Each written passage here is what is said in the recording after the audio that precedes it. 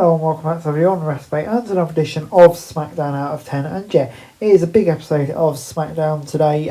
It's a post-Elimination Chamber episode, so we've got some of the fallout from John Cena's heel turn without actually seeing Cena, but we saw the American Nightmare, as well as much more. And we started off with a shot of Drew McIntyre attacking Damian Priest backstage before we got the PLE recap. So yeah, setting out that Mania match that's not been rumoured. When we went back to the arena, Randy Orton made his way to the ring, and he went for a 10-minute promo uninterrupted without really saying too much. But we then got Tiffany Stratton in a non-title bout against Piper Niven. While Niven had the size advantage and power, Stratton's no weakling. She made sure Niven knew she could hold her own within a few minutes. Kelsey Green was not a ringside, so this was a fair fight instead of the usual hijacks. A solid match, but there wasn't much to it. Everything they did was well done without being, particularly surprising or anything. Stratton scored a clean win, and Charlotte Flair attacked at the end. I feel like we're going to get quite a lot of this in the coming weeks. It wasn't too bad, I suppose. I got 6 out of 10. We then got a triple threat #1 contenders tag match with Pretty Deadly, Motor City Machine Guns and Los Garzas. Sabin and Shelley entered the ring first, but Angel and Bertie came out during the break, and Kit and Elton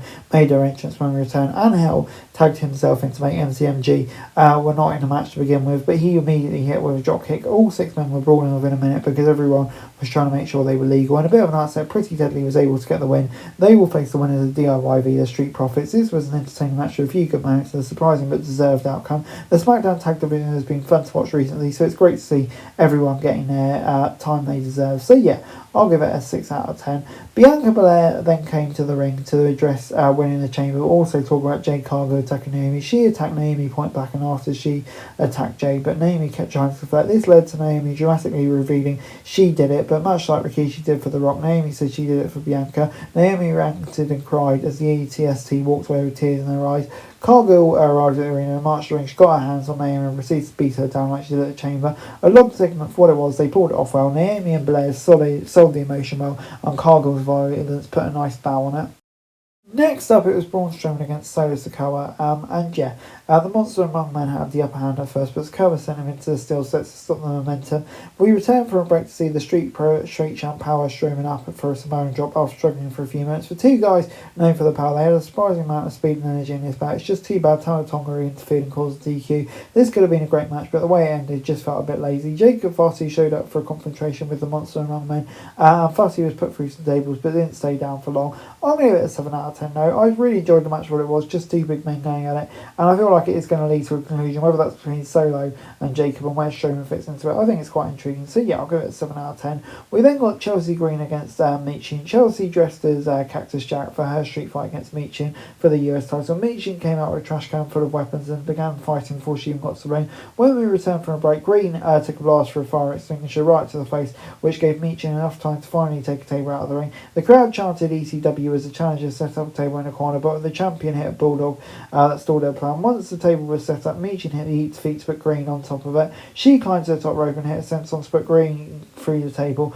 but someone in a hoodie pulled Green out of the ring. Alma Fire revealed herself to be the attacker after hitting a destroyer on top of some chairs. She saluted Green as covered Michin for the pin and the win. She held the champion to her feet and appeared to be her newest bodyguard. The ending was surprising, but not necessarily a good way. It's great to see Fire being used after the Dawn's release, but it's unfortunate to see it kind of being used in this way as well. So yeah, I'll give it a 6 out of 10. I'm not convinced by the direction it's going in, to be fair. Cody Rhodes then came out to address Cena's heel turn at Elimination Chamber. With a huge back eye, Rhodes said he's waiting for Cena to explain his actions, delivered a passionate promo telling Cena to come get some, and yeah, can't wait for when Cena's going to get on TV, and that's when business is really going to pick up. But we then got McIntyre taking on Jimmy Uso, who came in hot and went right off the Scottish psychopath as soon as he hit the ring.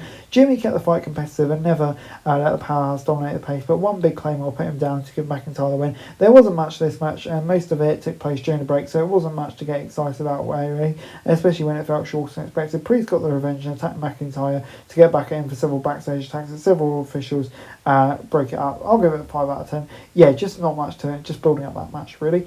Moving on into LA Knight against Nakamura for the US title. Nakamura took control early and hit a few moves to have the upper hand for a minute. He hit a few significant moves like his sliding German suplex, but Knight recovered and hit Bulldog's choking down. Charles Robinson ended up getting misted by mistake, but it didn't matter in the end. Another ref ran down, and Knight was able to hit the BFT to win the US title and end the show on a high night. It's still a match with an ending that wasn't as easy to predict as expected, which is always a plus. But yeah, please, Knight's the champion again. I didn't really feel like Nakamura's title run was clicking, and yeah, intrigued to see what Knight can do second time round.